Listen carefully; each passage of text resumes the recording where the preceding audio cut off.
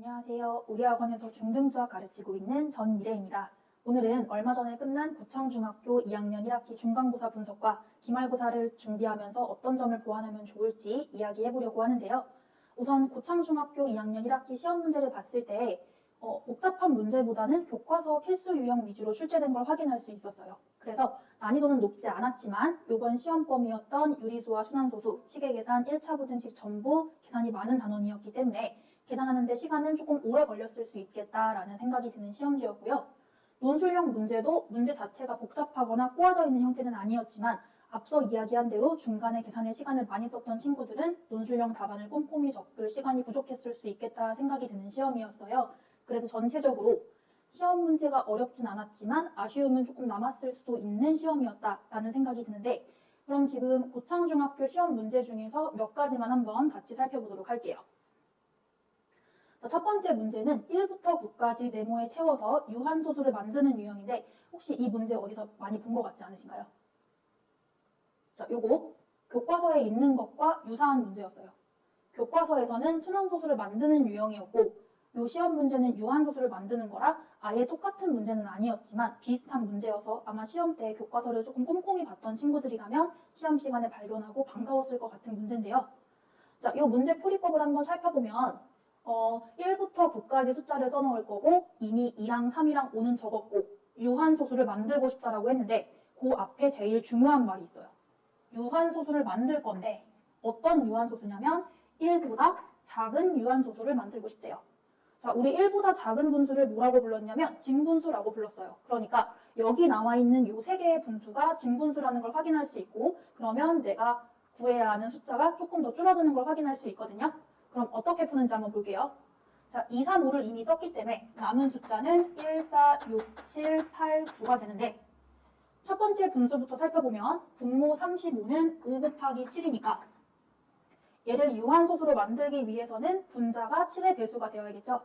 그럼 지금 남아있는 숫자로 만들 수 있는 7의 배수는 14, 49, 91, 98인데 우리 좀 전에 1보다 작다는 조건 구해놨으니까 이 중에 14만 가능하다는 걸 한눈에 확인할 수 있어요.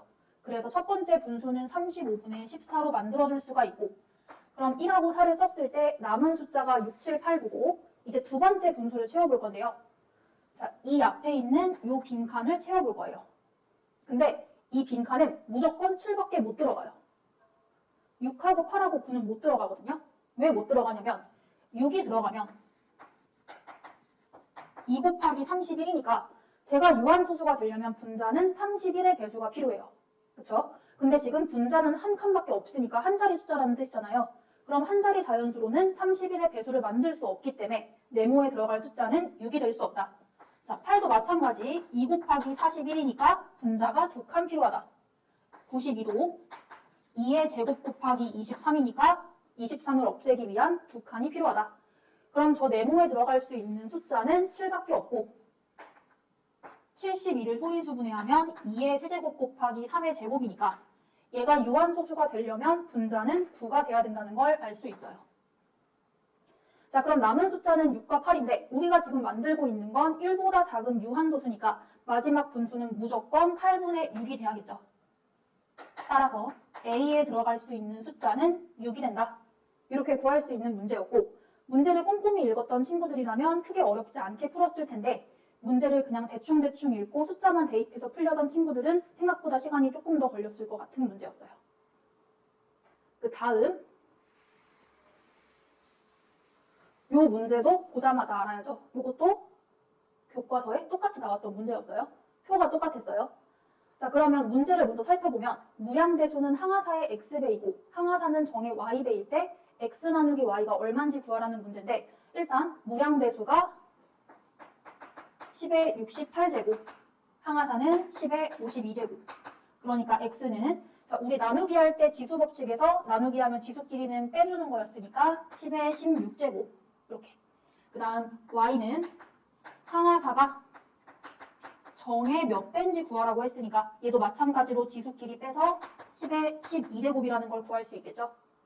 자, 그럼 마지막으로 문제에서 구하라고 했던 x 나누기 y를 구해주면 10의 16제곱 나누기 10의 12제곱이니까 10의 4제곱이라는 걸 구할 수 있는 문제였어요. 이렇게.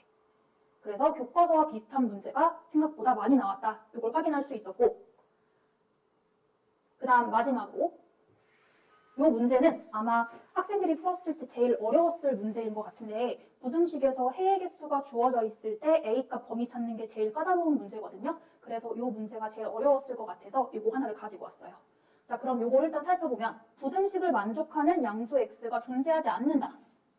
양수 x가 존재하지 않으면 x는 뭐가 될 수 있다는 얘기냐면 x는 0이거나 음수가 된다는 뜻이에요. 맞죠? 자, 그러면 x가 0이거나 음수라는 걸 가지고 그 앞에 있는 부등식을 한번 정리해 볼게요. 앞에 있는 부등식은 소수와 분수가 섞여 있는 저 부등식이니까 한 번에 정리하기 위해서 20을 한번 곱해줄게요. 20을 곱하면 6x 더하기 14는 5x 빼기 10a보다 작거나 같다.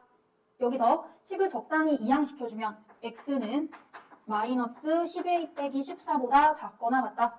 이렇게 범위를 정리할 수 있고, 우리 좀 전에 x가 어떻다고 했냐면 x는 0이거나 음수라고 했잖아요. 그러니까 여기에서 구했던 마이너스 10a 빼기 14가 0이거나 음수여야 한다. 이렇게 범위를 새로 만들어줄 수가 있어요.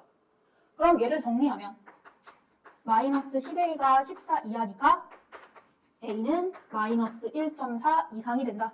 그럼 정답은 5번이 되겠네요. 자, 이렇게 푸는 문제였고, 여기까지 해서 고창중학교 2학년 1학기 시험지에 조금 특별했던 문제들을 살펴봤는데, 자, 그러면 이제 기말고사는 어떻게 준비하면 좋을지 한번 이야기해 보도록 할게요. 일단 지금 이번 시험에서도 마찬가지였지만 기본적인 문제에서 실수가 나오거나 시간이 오래 걸리면 높은 점수를 받을 수 없기 때문에 기본적인 문제를 충분히 풀고 오답 정리하고 오답 원인을 분석하는 연습을 하면서 실수를 줄여나갈 수 있는 훈련이 필요할 것 같아요. 그리고 기말고사 범위는 연립방정식과 1차 함수인데 거기서 어렵게 문제를 낸다면 1차 함수일 가능성이 조금 더 있을 것 같아서 1차 함수는 더 다양한 유형 그리고 더 변형된 문제까지 풀어보면서 준비를 하면 도움이 될 것 같습니다. 그리고 마지막으로 이번 시험 끝나고 제일 많이 들었던 말이 시간이 생각보다 부족했어요 라는 말이었는데, 다음 시험 때는 똑같은 실수가 반복되지 않게끔 시험 시간과 똑같은 시간 안에 문제 풀고 OMR 마킹까지 하는 실전 모의고사를 통해서 시험에 대한 감각을 미리 연습해 두는 것도 기말고사를 위해 도움이 될 것 같습니다. 자, 이렇게 해서 고창중학교 2학년 1학기 중간고사 분석은 마무리됐고요. 저는 우리 학원 중등수학 담당 전미래였습니다. 감사합니다.